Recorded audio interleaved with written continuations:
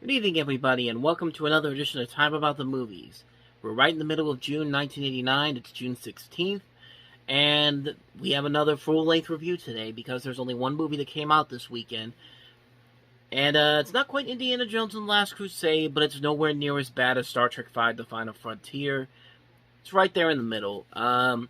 Bill Murray, Dan Aykroyd, Harold Ramis, Ernie Hudson, Sigourney Weaver, Rick Moranis, Annie Potts, Ivan Reitman, they're all back together again, 5 years after the original movie, to bring us what we have today. Ladies and gentlemen, here's Ghostbusters 2.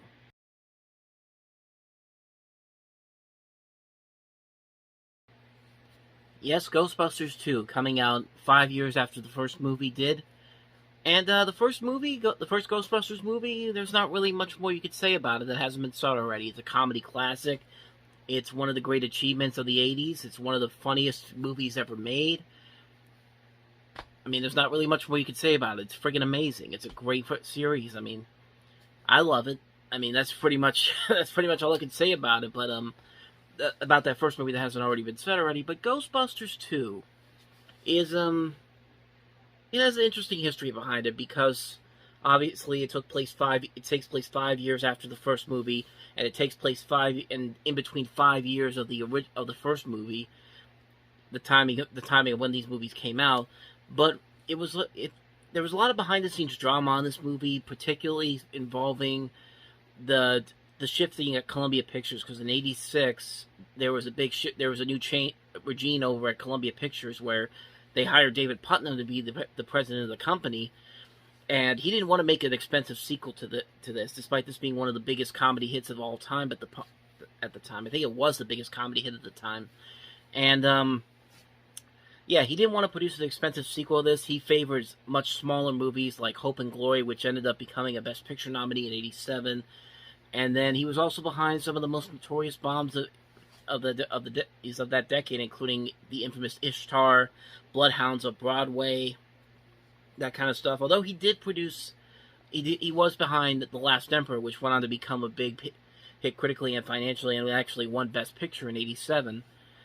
But most of his time at Columbia Pictures was not a success. They even made fun of it at the Academy Awards in '89, and so that because of this, the delay in the production and also the reluctance of everybody coming back for the sequel because of the development hell that was being made with this movie, they decided they weren't going to do it for a while. And then when Putnam officially left, they suddenly spit it up and went straight to work. This movie was made within a year of its.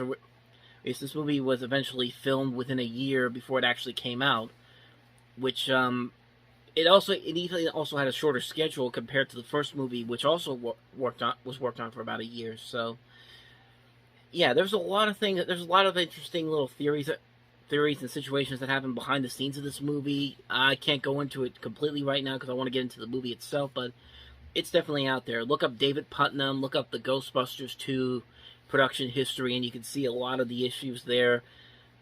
And needless to say, a lot of those issues definitely showed up here in this movie, although I will admit, I do kind of like this movie a lot. Like, I mean, it's really hard not to really appreciate this movie for some of the stuff that it does, even though, yes, it does repeat a lot of the first movie. It does suffer a lot from sequelitis and all that kind of stuff. And, but at the same time, though, unlike the Police Academy movies where it's just like, we're going to keep doing the same stuff, even if it's not going to be funny, there is stuff in here that there is at least effort put into it. There is at least effort put into this movie with the stuff that they do try to do here. It doesn't work all the time. There are definitely moments where it feels forced and feels kind of but yeah, I overall really enjoy this movie. I think because you had the combination of what was going on with David Putnam, the production problems behind the scenes, and then of course you had a writer's strike to deal with during the making of this movie, you really didn't have a whole lot of time to get this magic again that you had with the first movie. So obviously there was a lot at stake here because, like I said, this is the biggest comedy that came out at that time. This was still about a year away before Home Alone would eventually break that record, and so there was a lot of hype. There was a lot of expectations about where they could go with this, and then this is the end result of it. And But yeah, like I said, it's definitely a movie that suffers a lot from sequelitis. But there are things about it that I do really like about it. I do like that the camaraderie is still there. Like the cast is still very good together in this movie. Like Dan Aykroyd, Murray, Harold Ramis, Ernie Hudson. They're still great together. They have a lot of fun moments in this movie. And Sigourney Weaver's also very good. Rick Moranis, Annie Potts. I like some of the new additions they have in here. Peter McNichol, Kurt Fuller, Max von Sydow doing the voice of Vigo the Carpathian. And but I'm not gonna lie. There's a lot of problems with the movie. There are definitely a lot of problems with the movie, particularly in the script, and sort of the pacing of the movie. I think Nostalgia Critic, when he did Ghostbusters 2, he made a good point about some of the things that he would have changed about this movie in order to make it work a little bit better than it actually does. Let's really look at something here. A big, big problem that could have been fixed. I know I go on and on about things wrong with movies, but let's look at one of the biggest solutions this film could have had. What if the movie started with the court case?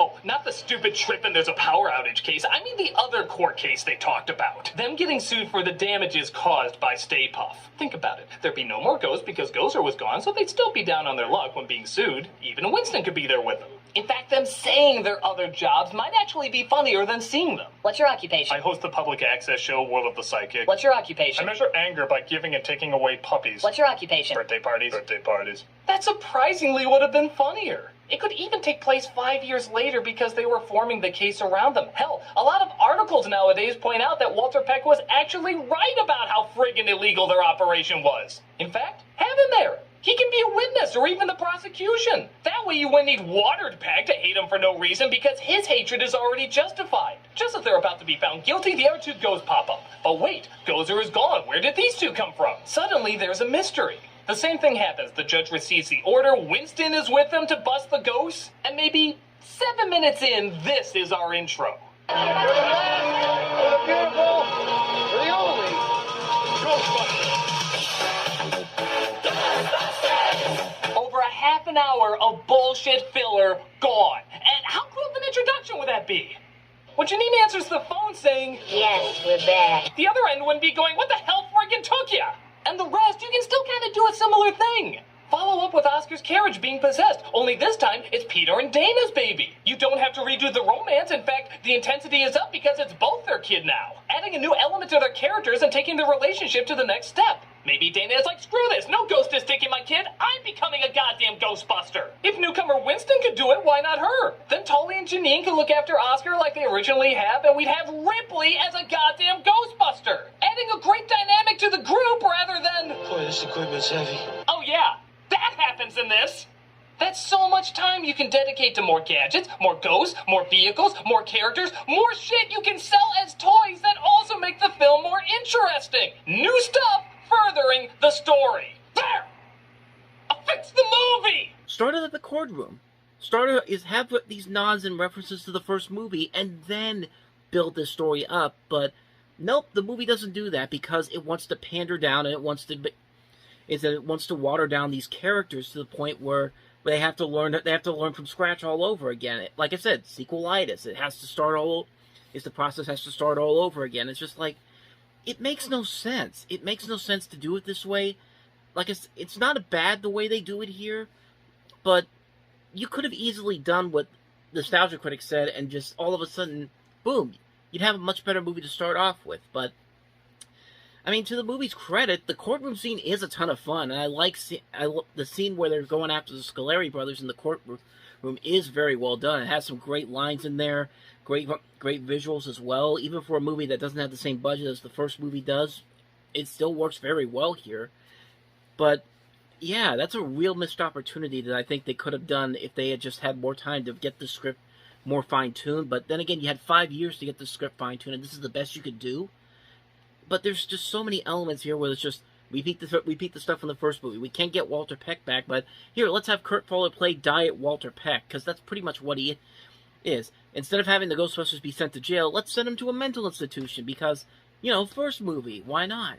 And it's just like, everything that happens in here is just stuff from the first movie over and over again. And it's just like, come on, man, you guys should be better at this. But Like I said, to the movie's credit, though, it's not the worst I've ever seen it done. And it does still have a lot of good moments in there. Like, I still like those funny elements that they hit. Is the one-liners in here can still be very funny. The chemistry between everybody in the cast still works very well. The visuals are pretty nice for the most part. There are some moments where the CG is kind of a little outdated. Like, there's a part at the end where Lewis thinks he's spraying all the slime off the museum, and the slime just comes off of the building just like puzzle pieces, and it's just like, well, that doesn't look very good now. But the Statue of Liberty coming to life is actually pretty awesome. Like, I love the way that it moves in this. I love the way that they're able to use like a Nintendo controller to control this thing from getting it from the island to all the way into New York City. Fun elements like that make this movie worth it. I think it does make it worth it. But then there are those plot lines that really don't make a whole lot of sense. The biggest one is like, there's like a big subplot where Ray is like so obsessed with the Vigo painting, and there's like 2 scenes in the movie where the Vigo painting and Ray share this little link between them, and you think, oh, what's this going to build up to at the end? And then at the end of the movie, it's just like, no, Vigo's just going to take over Ray's body for like 10 seconds, and then they throw the mood line on him, and it's just like, it's not even a non-factor. So what was the point of even doing that? I mean, what was the point of even having that scene in there if you really weren't going to do anything with it? I mean, like, little things like that really hurt the movie, but like I said, though, there are a lot of things about this movie that I do still really enjoy. I do really like the chemistry between everybody. I do like the action. I do like the comedy still works. I do like the fun factor they have here. It just definitely feels like it was watered down compared to the first movie, because the first movie still has moments in there that are still very intense and very nightmare fuelish. Like the scene where Dana's sitting in the chair and all the hands are just coming out to take him into the goes of the Gazarian. It's just like, that's messed. I mean, that still messes with me. Even in Ghostbusters Afterlife, when they did that with the Harold Ramis character with Egon in the beginning, that still messed me up, and that's over almost 40 years old 40 years later after that. But I mean, yeah, that's my overall feeling on Ghostbusters 2. It's definitely a step down from the previous movie. I guess you could say it's probably the worst of the series, because I did like the 2016 Ghostbusters reboot. I know a lot of people don't like it, but I still enjoy it. Was it as good as was it that great? I won't say it was, but I still thought it was good enough. Like, I think a lot of people gave it too much flack because it was a female cast, and that movie definitely did the same thing that Ghostbusters 2 did, and basically just rehashed the first movie all over again, except with females in the lead roles instead of men. But then I think they turned it around this past year with Ghostbusters Afterlife, which is still my favorite movie from last year. It's a great movie that completely omits Ghostbusters 2 and Ghostbusters 2016 from the equation. It's a direct sequel to Ghostbusters. It has the original crew back, and it's just still a great movie. If you haven't seen Ghostbusters Afterlife yet, I highly recommend checking it out. It's the second best movie in the series for me. This would probably be the worst of the series, but at the same time, I don't think there's one really bad movie in this series, to be honest with you. Yeah, so that's my thoughts on Ghostbusters 2. Definitely a step down from the first movie, but it's still fun. It still has those elements that still make it worth it. Anytime it comes on TV, I definitely stop and watch it. It's definitely worth it. I say if you love you could still enjoy Ghostbusters 2, even though it's definitely a step down from the first movie, but you could still enjoy just like you can enjoy something like Men in Black 2, which is pretty much the same thing as Ghostbusters 2. It's just a step down, a watered down version of the original Men in Black, but still has some moments in there that are worth it. So that's my full thoughts on Ghostbusters 2. Good movie. Definitely not better than the first movie. It's definitely a step down from the previous movie, but it's still fun enough to watch, and I still definitely recommend checking it out. And on that note, we're going to wrap up another edition of Time About the Movies here. Next time around, we go to June 23rd. 2 movies come out this weekend. 2 very significant movies. One is more significant than the other. Of course, that's Batman, Tim Burton's Batman with Michael Keaton and Jack Nicholson. And just when you think no movie could come out to try to even combat with that, Disney said, yeah, we're gonna put Honey, I Shrunk the Kids there, and we'll see what happens. And the end result is, I'd say it worked in their favor. We'll definitely delve into those. Batman and Honey, I Shrunk the Kids next time around. Tomorrow is a new Movie Stop episode. I still haven't figured out what I'm gonna do just yet, but there will be a new Movie Stop episode tomorrow, so definitely check that out here on the channel. And I'll be back here on Sunday with another time about the movie. So thank you guys for watching this episode. If you like what you see here and you want to see more episodes like this, go hit the playlist on the next page. Check out the previous episode I did, which is a review of Star Trek V, The Final Frontier. And I'll see you guys Sunday for the latest edition of Time About the Movie. So thank you guys for watching. Until then, take care.